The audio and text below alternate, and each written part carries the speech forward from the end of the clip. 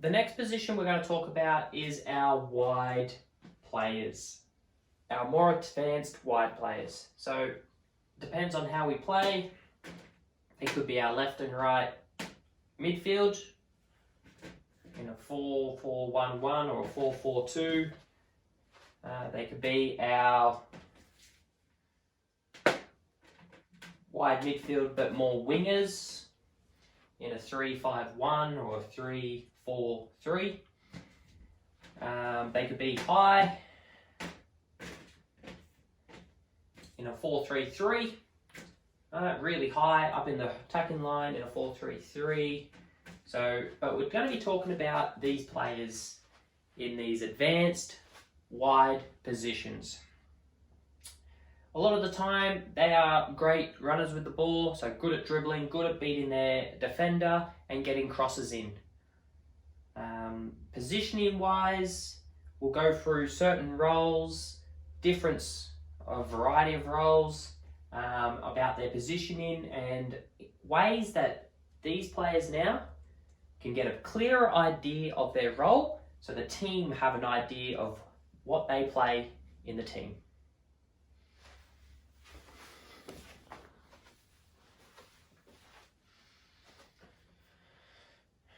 Alright, the first role we're going to talk about is the attacking winger. So you want your player to be an attacking winger, so whether they're starting from midfield or if they're pushed into that advanced midfield winging position. So the attacking winger basically does what the name suggests. It attacks the wing. So the corridor or the channel, the wide channel on each side, that's theirs to attack. You rarely see them come inside as much because they want to influence in this corridor. So they stay wide, but they get their crosses in from wide. So with the attacking winger, you'll normally see them cross from the final third and even the byline, so that goal line. So they want to attack the byline to get their crosses in, or get their crosses in that final third. You'll see a lot of these players take their defender on to get their crosses in. Back in the day, Cristiano Ronaldo, he was a brilliant winger, loved to run down the sideline, take the player on, deliver crosses. Now he's evolved into more of a striker. But one player that I grew up watching, David Beckham. Everyone's heard of David Beckham. He made that role basically his own. On the right-hand side, he was a great crosser of the ball. Anyone knew as soon as he got into these attacking positions wide, that cross was going to be pinpoint and accurate to create goals. So defensively, they look after the opposition's left and right backs. They do come down the ground pretty far, but we don't really want them in the defensive third because we want them as an attacking winger, making their spaces in these corridors, in these channels, in the attacking half most of the time. So some instructions you could give your attacking winger could be, can we attack the byline for crosses? So every time we get the ball, I want you to hit that byline. Get down to that byline to deliver some crosses. Another instruction you can give is, can you beat your defender 1v1 and either head towards goal or head towards the byline? So sometimes heading towards goal will drag other defenders across, but if you can beat your player and head towards the byline, normally you're going to be free to deliver your cross, or you might even drag a defender out of position so you can deliver a cross into less numbers into the box. So that is our attacking winger.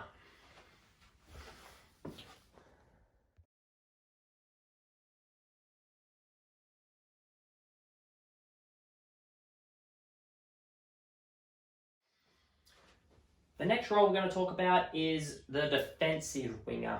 So basically the flip on the attacking winger. The defensive winger sits a little bit deeper and influences the game when we have the ball from deeper positions. That means getting crosses in from deeper positions, not so much attacking the byline as much, looking to deliver deep crosses in behind, through balls, in behind defences for our attackers to run onto. So the defensive winger mainly, as again, the name speaks for itself. They are mainly a defensive player. So in attack, they still influence, but from deeper. Their main worry is to worry about their opposition's attacking players. So if you got an opposition who have a really good winger, sometimes deploying a defensive winger, maybe sit on them, double team that winger up, can result in you nullifying that opposition winger.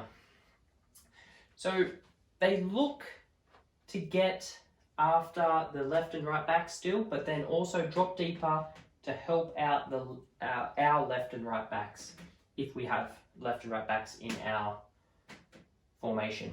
If we don't, if we're into a 3, they sit a little bit deeper, further back, nearly basically as a left and right back defensively. But in attack, they push on a little bit further and again, look to influence. Then depending on the formation and how you want to play is how you utilize these players.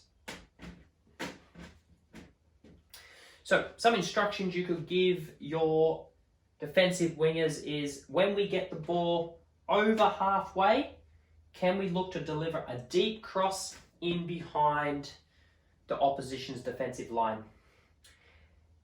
Another one could be, can you make your runs from deep?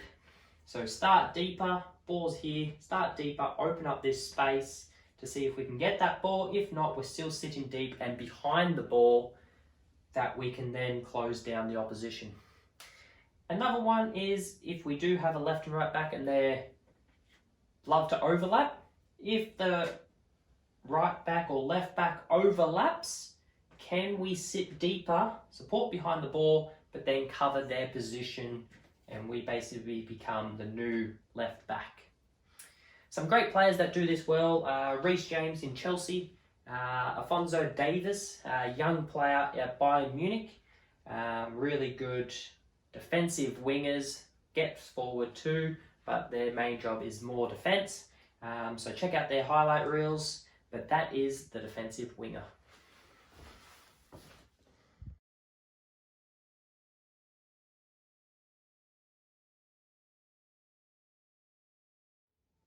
Alright, the next role we're going to talk about is what we call an inside forward. Alright, so still starting in these wide positions, their main idea is they want to cut inside. So they want to start wide and go inside, or sometimes when they're inside, stay inside and then come outside. So the idea of an inside forward is to overload central areas. Up in the attacking line, overload the defensive line in central areas. This does create space for our left and right backs to attack these channels that are left open by these players. So some players that do this absolutely well, if for Liverpool, is Mane and Salah. You'll see them cut inside, then you'll see Trent Alexander and Robinson making those overlapping runs, and then without noticing, you got 5 players up front. Alright, so attacking player, inside forwards, really start working on the middle channels as much as possible and really overload these central areas, working with the central striker.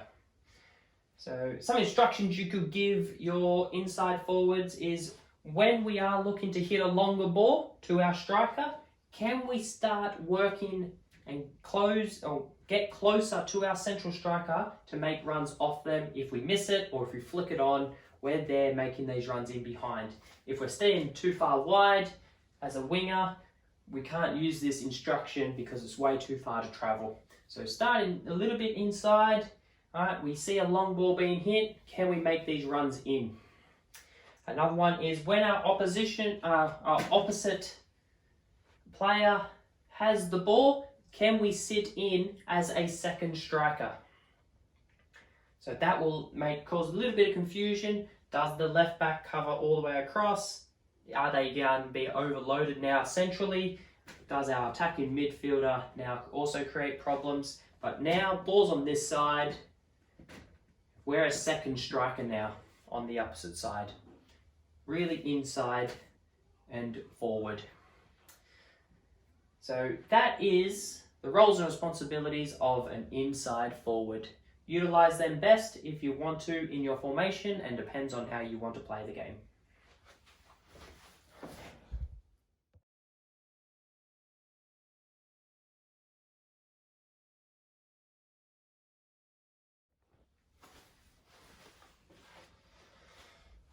Another role for these wide attacking players is the free roaming role again. Alright, so we talked about it with our Cam, our central attacking midfielder.